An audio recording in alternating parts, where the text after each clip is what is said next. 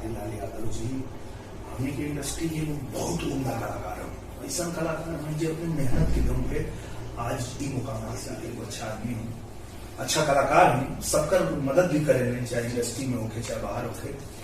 अगर केहू के कोनो नाराजगी हो करी तो दूर हो जाएगी। यहाँ नाराजगी ज्यादा टाइम केहू के रहेगा और वहाँ कुछ ऑर्गेनाइजर लोग के और ऑडियंस के बीच में कुछ गलतफहमी की वजह से कुछ तोड़ शूटिंग करते हैं। हमारा नाइट शूट चलता है, रात के 2 बजे हम फोन लगे लगा तो गर्व होला कि अरे यार अपने भाई की चला था, भोजपुरी की चला था, तो अच्छा एंडिंग करें खेसारी लाल क्या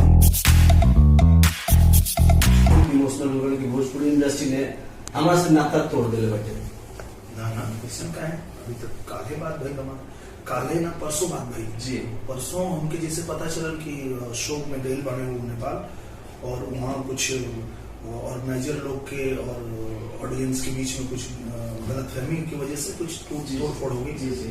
तो हम शूटिंग करते हैं, हमारा नाइट शूट चलता है, रात के 2 बजे हम फोन लगे उनकी तो बात भाई करना भैया सब ठीक बा और हम निकल गए बानी। हम बस पहुंचे था मुझे फरपुर या कहीं पहुंचे तो ऐसा बात नहीं के राहुल रामपाल जी के नाम ले 2 आदमी इंडस्ट्री में हमें पूछला था, बाकी कोई नहीं के पूछा था ना कि वो यहाँ भाई 4 गाड़ी जल गई सुरक्षित 12 की ना, बाकी इंडस्ट्री के कोई आदमी नहीं है इतना इमोशनल की शब्द नहीं कहे खातिर ना ऐसा नहीं के। देखा खेसारी लाल यादव जी हमने की इंडस्ट्री के बहुत उम्दा कलाकार हैं। ऐसा कलाकार हैं जो अपनी मेहनत के दम पे आज ही मुकाम हासिल के लिए और हमने के गर्व बाटे। आज जब आवेला कि भोजपुरी के गाना ट्रेंडिंग में चला था तो गर्व होला कि अरे यार अपने भाई की चला था, भोजपुरी की चला था, तो अच्छा लगेगा ना। और हमने के तो भगवान से मनावा नहीं जाए कि खाली भारत में ना पूरे दुनिया में ट्रेंडिंग करें खेसारी लाल कि हमने के भी गर्व होके।